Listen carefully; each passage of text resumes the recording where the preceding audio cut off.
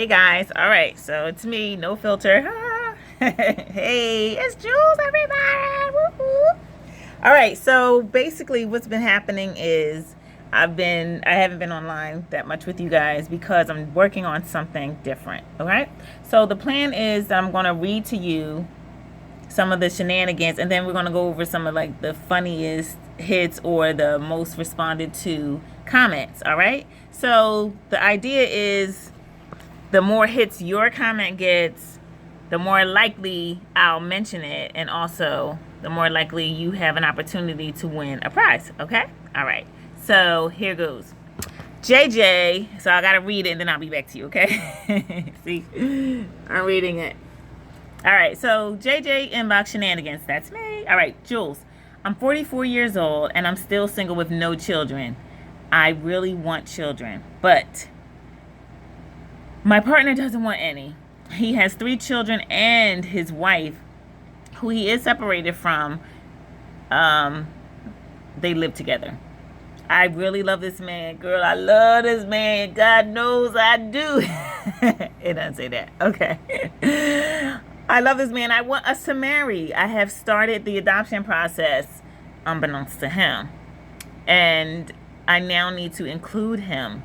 How should I approach this with him? I don't think that I am wrong for this, but am I?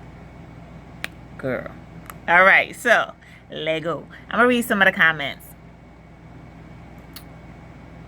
Okay, this girl just said you must be ugly. Oh my gosh.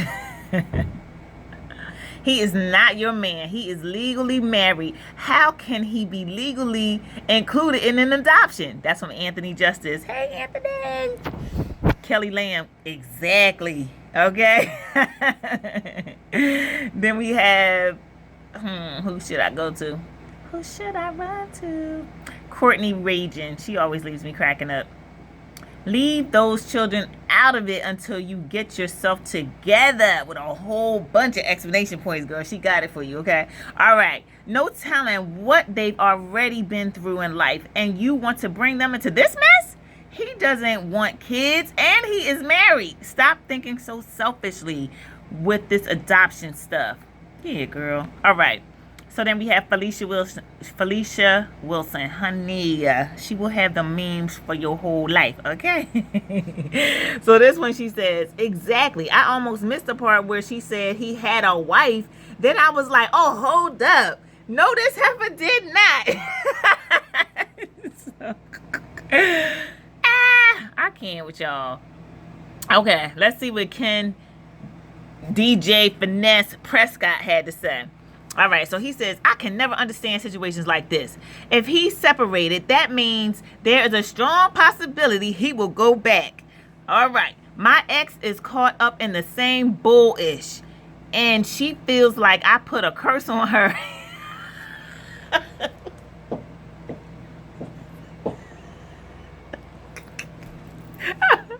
And he says, I did. Look.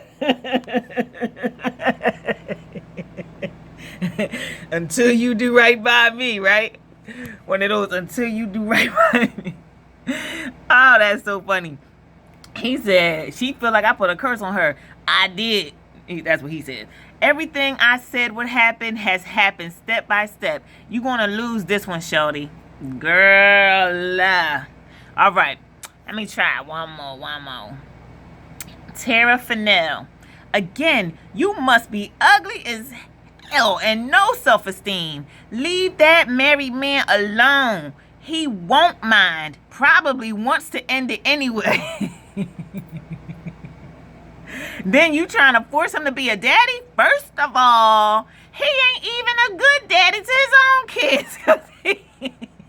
Because he betraying his family by cheating with your sorry tail. Girl, but she called you a dumb ass. Okay. Oh, y'all hoes make me sick to my stomach. See, I didn't even know what I was about to read before I read that. I'm not calling you a hoe. That was Tara Fennell calling you that, okay? Child. Woo-wee. Okay. Enough of the shenanigans. Let's get down to the real. The voice of Jules Jade. what does she have to say about this? Let me see. So you did ask me for my advice, and so sincerely, honestly, and truly, this is a shenanigan. You clearly are listening to your clock ticking more than you're listening to your brain. You know what I mean? Like, you're clearly not focused on what's really important. So I became a mother later in life, to the point that people ask me, is my son my grandson? Like, they're crazy. But and that's because of the dynamic of I would say urban black families. Some urban black families, a lot, which have women that had their children very early, like in their teens, late teens, early 20s. So they are grandmothers at my age, and that is something that is very real. But so it has put me in a state where people think, well, could potentially ask me, is my son my grandson? Which is, I wish, child, but he's not. All right, so moving on.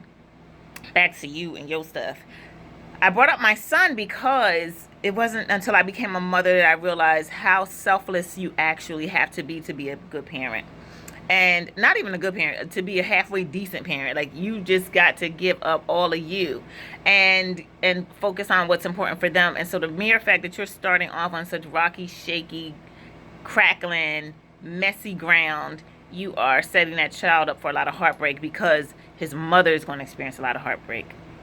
You're in love with a man that belongs to another, and I get it. He's separated, but he's not divorced. Let him do the paperwork. Let the process begin and go through. Then secure yourself and tie him down, and consider tying him down to a baby once he is aware of it. He needs to be a willing participant. Nobody should want to bring a child into this world at this day and age and not have a parent that is willing and wanting to be there. It's bad enough you start off saying that you want to be there and that they're going to be there, and then they can kirk out anytime.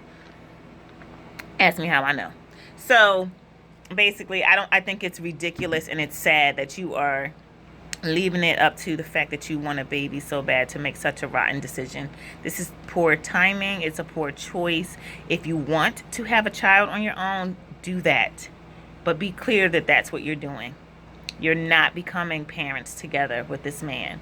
And the fact that he hasn't claimed you and married you, that speaks volumes in itself. So I get it. You guys love each other, but be very clear. You're playing house. He doesn't see it as anything more than that. If he did, he would have made a different choice, and your situation wouldn't be reading the way it does, and people wouldn't have the ability to clown you, because the integrity of the man would have stood up and protected you from that embarrassment. All right, so make a better choice. Choose for yourself. If you want to be a parent, do your homework.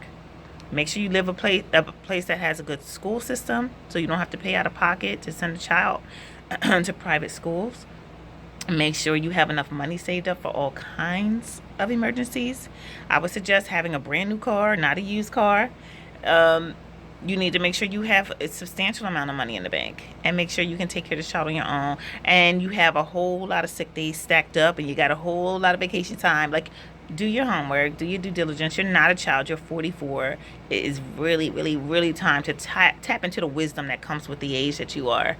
It's important. And you put that in the forefront of your choices, not your feelings. Your feelings will have you screwed and have you on the news and have you writing me for shenanigan scenarios.